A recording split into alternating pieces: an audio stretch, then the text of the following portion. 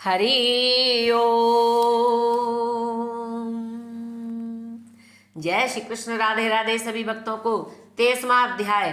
धर्मदत्त बोला, हे पार्षद, जय और विजय नामक भगवान के दो श्रेष्ठ पार्षद मैंने सुने हैं। उन दोनों ने ऐसा क्या पुण्य किया जो वे विष्णु स्वरूप को प्राप्त हुए। पार्षद बोले, हे धर्मज्ञ, तुम्हें बिंदु की कन्या देवहूति से कंदर्प जी द्वारा दो पुत्र उत्पन्न हुए, बड़ा जय और छोटा विजय हुआ। इसी देवहूति के योगी कपिल देव जी जन्मे और जय और विजय ने धर्म का पालन करते हुए अपनी समस्त इंद्रियों को भगवान की आराधना में लगा दिया। उनकी भक्ति से प्रसन्न होकर भगवान विष्णु ने उनको दर्शन दिए। एक समय मसूत राजा ने उनको यज्ञ कराने में चतुर जानकर बुलाया। उन दोनों ने वहां जाकर मसूद राजा का यज्ञ पूर्ण कराया। तब राजा ने उनको बहुत सा धन दिया, जिसे लेकर वे अपने आश्रम को लौट आए। आश्रम में आकर वे धन को आपस में बांटने लगे। तब जय ने कहा, इस धन को समान भाग में बांट लो। और तब विजय बोला, नहीं, जो जिसको मिला है वही उसे रखे। तब जय ने क्रोध से विजय को शाप दिया और कहा, तू समान भाग करने को तैयार नहीं है, इससे तू ग्राह होगा। तब विजय ने भी उसे श्राप दिया कि तूने मद में आकर मुझे श्राप दिया है, इससे तू भी हाथी होगा। तब दोनों आपस में शाप से दुखी हुए और भगवान का पूजन करके शाप से निवृत्त होने की प्रार्थना करने लगे। उसी समय भगवान ने प्रकट होकर कहा, मेरे भक्तों के शाप कभी मिथ्या नहीं होंगे, मैं इनको नहीं लौटा सकता। तुम लोगों ने इन शापों को भोग कर मेरे पद को प्राप्त करोगे। इतना कह भगवान अंतर्ध्यान हो गए। इस प्रकार वे दोनों शापों द्वारा ग्राह और गज होकर गंडकी नदी में रहने लगे। कार्तिक पूर्णिमा के दिन ग्राह ने गज का पैर पकड़ लिया। ग्राह से मुक्त होने का जब गज को कोई मार्ग ना मिला तो उसने आर्तभाव होकर भगवान श्री हरि को पुकारा और भक्ति की पुकार सुनकर भगवान प्रकट हुए। तब उन्होंने अपने चक्र से ग्राह का मस्तक काट डाला। भगवान ने उन दोनों को मुक्ति दी और अपने साथ वैकुंठ को ले गए। तभी से यह क्षेत्र हरि क्षेत्र हो गया और श्रम के कारण यहाँ के पत्थर पर चिन्ह हो गए। हे द्विज, वे ही जय और विजय भगवान के परम प्रिय पार्षद हैं। यदि तुम भी भगवान की भक्ति चाहते हो तो अपने संपूर्ण इंद्रियों से भगवान श्री हरि की आराधना कर समदर्शी बन। सदैव प्रातः स्नान कर, एकादशी व्रत और तुलसी की सेवा कर ब्राह्मण, गौ तथा वैष्णवों का पालन कर, तुझे भी भक्ति प्राप्त होगी। इतना कहकर वे पार्षद उस कलहा को लेकर विष्णु लोक को चले गए। धर्मदत्त ने भी जीवन पर्यंत उन पार्षदों के बताए अनुसार ही भगवान विष्णु की आराधना की और इस लोक के समस्त सुखों को भोग कर अंत में वह अपनी दोनों स्त्रियों सहित वैकुंठ को गए। नारद जी बोले, हे राजन, इस इतिहास का कहने और सुनने वाला दोनों ही परम पुण्य के भागी होते हैं। इस तरह से ये 30वां अध्याय समाप्त हुआ। 24वां अध्याय।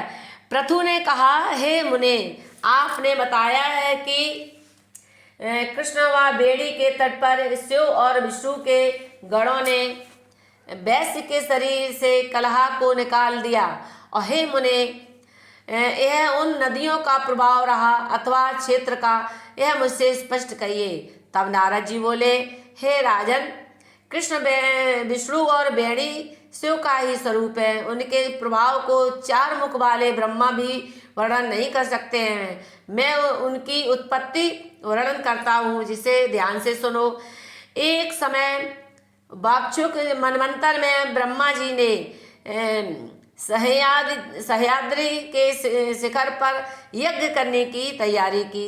वे विष्णु महादेव आदि समस्त देवताओं के साथ वहां गए और भृगु आदि मुनियों ने उनकी दीक्षा प्रदान के विधान के लिए समाज को और उनकी स्वरा नामा की पत्नी को बुलाया। वह धीरे धीरे चली। तब भृगु ने कहा, मुहूर्त बीता जा रहा है मगर वह नहीं आई। तब विष्णु ने कहा, यदि स्वरा नहीं आती है तो गायत्री की दीक्षा का विधान करो। महादेव जी ने अपनी सहमति दे दी। तब भृगु ने गायत्री को ब्रह्मा जी की स्त्री के स्थान पर बैठाकर दीक्षा प्रारंभ कर दी।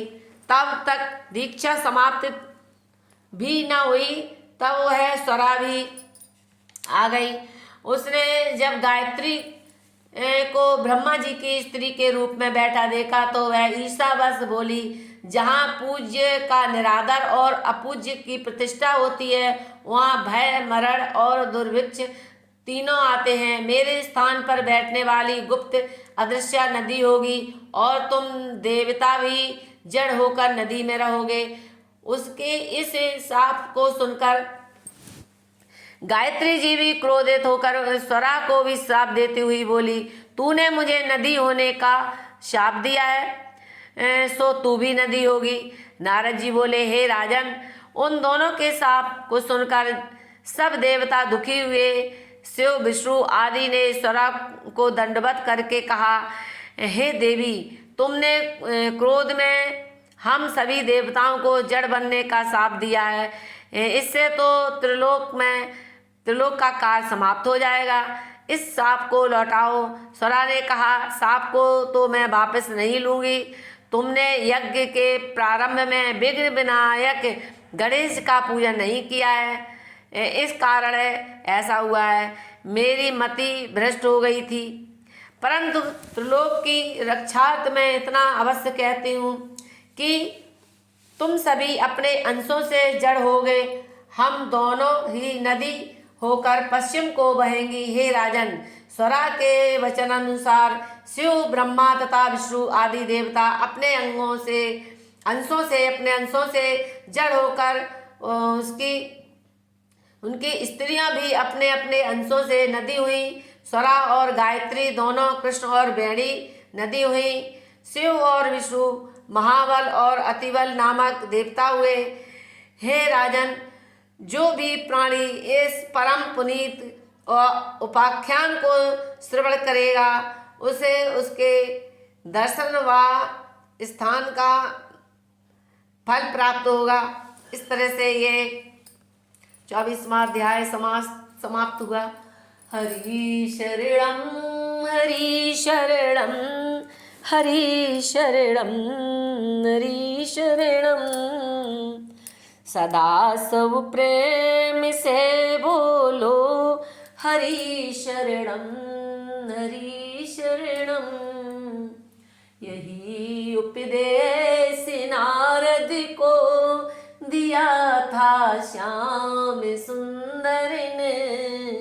निकाला शब्द बीड़ा से हरि शरणम हरि शरणम। सदा सब प्रेम